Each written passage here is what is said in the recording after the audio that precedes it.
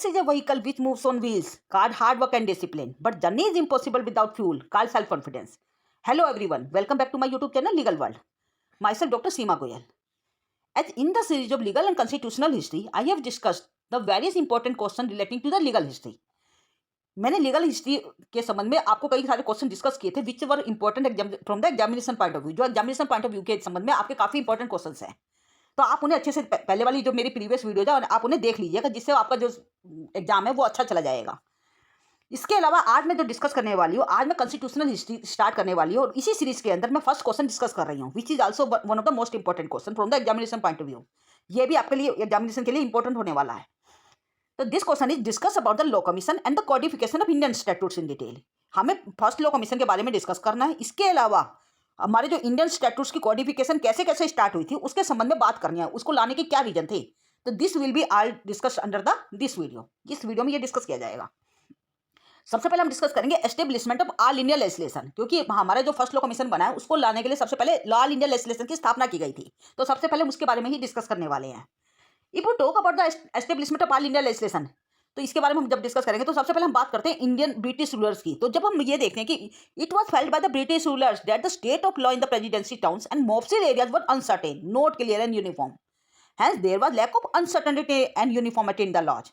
यदि हम देखें कि उस समय ब्रिटिश शासन काल में जितने भी प्रेसिडेंसी टाउन्स थे और जो मोफसिल एरियाज थे उनके अंदर जो कानून पाए जा रहे थे, जो भी कानून बनाए गए थे, they were uncertain, they were confusing, they were not clear, there was no uniformity in those laws as there were multiplicity of the sources, क्योंकि वहां पे जो सोर्सेज थे, कानून बनाने वाले जो सोर्सेज थे वो बहुत सारे थे।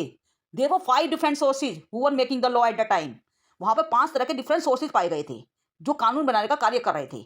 और ये जो कानून का बनाने का जो 5 सोर्सेज मैंने आपको बताए हैं वो आपस में कहीं ना कहीं उनके अंदर मतभेद पाया जाता था और वो एक दूसरे से बिल्कुल अलग हुआ करते थे, जिसकी वजह से there was lack of certainty, uniformity and they were ever confusing. तो वो कौन से 5 सोर्स थे जो कार्य करे थे उस समय? Charter issued by the British crown, first ये सोर्स है। सेकंड एक्ट मैंने आपको सेकंड बताया, act pass by the British parliament. Third is regulation and charter pass by the governor general in council. Fourth is ruling of the supreme court and the last source was regulation pass by the presidency. मैंने आपको 5 sources का जिक्र किया है जो उस समय existence में थे। जैसे मैंने आपको पहला सोर्स की डिस्कस किया, वो कौन सा था? ब्रिटिश क्राउन के द्वारा जो भी चार्टर इश्यू किए जाते थे वो एक तरह से एक्ट के रूप में कार्य कर, जो कानून के रूप में कार्य कर रहे थे। Second one was British parliament के द्वारा जो भी एक्ट पास किए जाते थे, they were also acting as a statute and the regulations and order pass by the governor general in council, they were also acting as a statute. इसके अलावा जैसे जो सुप्रीम उस समय जो सुप्रीम कोर्ट थी उनके द्वारा जो भी रूलिंग दी जाती थी, जो आज भी आपको पता है कि सोर्स के रूप में कार्य करती है, वो उस समय भी कार्य कर रहे थे। इसके अलावा जितने भी प्रेसिडेंसी एरियाज थे उनके द्वारा जो भी रेगुलेशंस पास किए जाते थे प्रेसिडेंसीज के द्वारा, they were also acting as a statute. Due to this multiplicity of this sources, law made by one authority oftenly different from the other.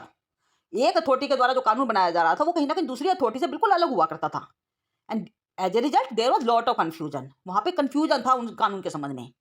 There was lack of certainty, lack of uniformity and to remove this confusion, इसी confusion को हटाने के purpose से all India legislation की स्थापना की गई।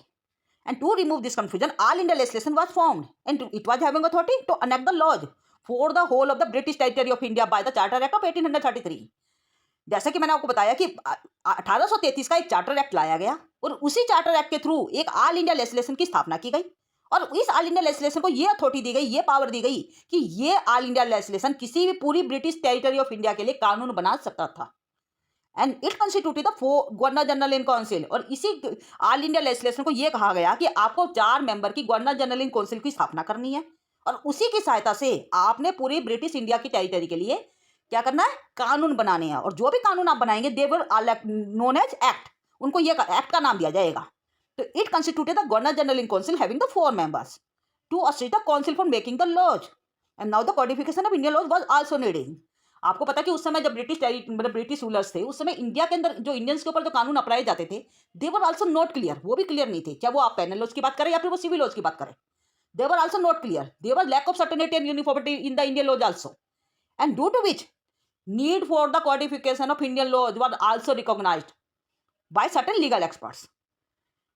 Indian laws को पास कोडिफिकेशन करने की जरूरत पाई गई और ये जरूरत जो थी कुछ लीगल एक्सपर्ट्स जो उस समय एग्जिस्ट करते थे उनके द्वारा इसको डिस्कस भी किया गया और ये कहा गया कि इंडिया के संबंध में भी कानून बनाए जाने चाहिए जो इंडियंस के ऊपर अप्लाई हो।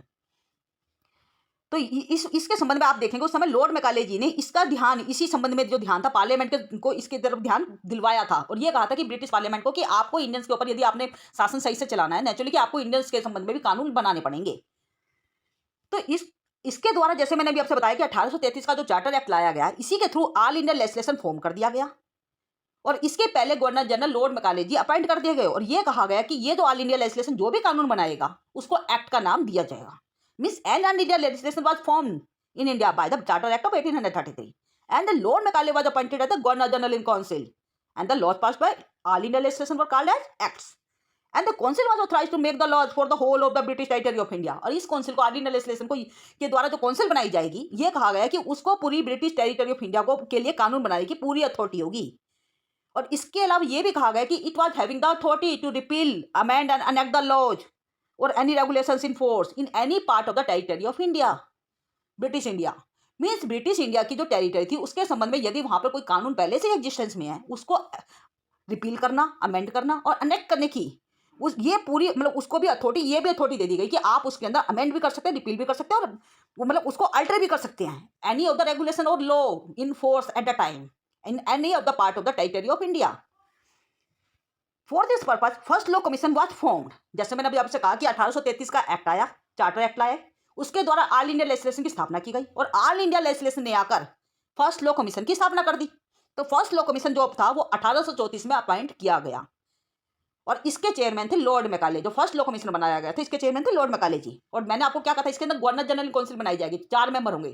तो यहाँ पे भी 4 मेंबर रखे गए थे। There were 4 members under the first law commission. इसके अंदर 4 मेंबर थे इंक्लूडिंग द लॉर्ड मैकाले।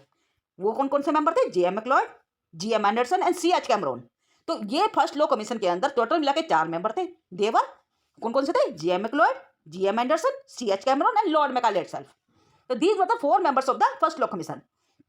और ये जो चारों मेंबर थे they were representing the presidency towns of Calcutta, Bombay and Madras.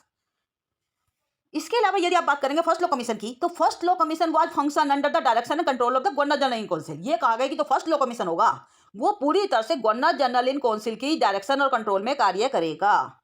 First law commission was to function under the direction and control of the governor general in council and this law commission was directed to prepare the draft of the penal codes as well as CPC, civil procedure code.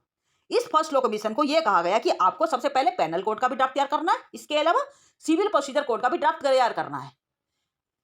और इसने अपना कार्य करना भी शुरू कर दिया। Main purpose of the first law commission was to improve the existing legal system. और यदि आप देखेंगे जो हमारा जो फर्स्ट लॉ कमीशन इन्होंने बनाया था, इसको लाने का मेन पर्पज यही था कि हम उस समय जो एग्जिस्टिंग लीगल सिस्टम था, उस समय जो कानून व्यवस्था उस समय चल रही थी, उसको सुधार लाना था। और इसी पर्पज से उस फर्स्ट लॉ कमीशन ने पैनल कोड और सीपीसी मतलब ड्राफ्ट बनाना शुरू कर दिया था। आपको पता है कि आज के टाइम में जो आईपीसी चलती है और जो सीपीसी आप देखते हैं वो उन्हीं के द्वारा बनाई गई है। आपको भी पता है कि first law commission was started with the codification of criminal law. सबसे पहले इसने क्रिमिनल लॉ का ड्राफ्ट तैयार किया था, क्योंकि उस समय जो क्रिमिनल लॉ एग्जिस्टेंस में था that was full of confusion, full of uncertainty. वो पूरी तरह से अनसर्टेन था, जिसकी काफी जरूरत उस समय महसूस की जा रही थी। And the draft of panel code, जैसा भी आपको पता होगा कि आईपीसी का जो ड्राफ्ट है वो लॉर्ड मैकाले जी के द्वारा तैयार किया गया था और यह 1837 में बनकर तैयार हो गया था। And this draft was mainly prepared by the Lord Macaulay. और ये आपको मैंने क्या बताया कि लॉर्ड मैकाले जी के द्वारा तैयार किया गया था। That's why it is known as Macaulay code. इसी वजह से इसको मैकाले कोड के नाम से भी जाना जाता है। And this code could not be enacted until 1860। आपको भी पता है कि परंतु आप जब आईपीसी पढ़ते हैं तो उसको 1860 का लिखते हैं, हम 1860 लिखते हैं। वजह क्या है? परंतु ये ड्राफ्ट तो आप मैंने अभी कहा कि 1837 में बनकर तैयार हो गया था, परंतु ये लागू किया गया था 1860 में। इसके पीछे वजह क्या थी? क्योंकि 1837 में लॉर्ड मैकाले जी ने जब ड्राफ्ट तैयार कर दिया, उसके बाद अचानक ये वापस इंग्लैंड चले गए और जिसकी वजह से इसे लागू नहीं किया गया।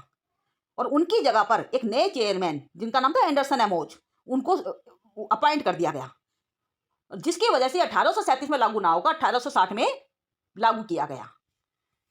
तो this was all about the first law commission. ये मैंने पूरा का पूरा आपको first law commission codification of the Indian law कैसे स्टार्ट हुआ था उसके बारे में डिस्कस किया है। And that is one of the most important question from the examination point of view.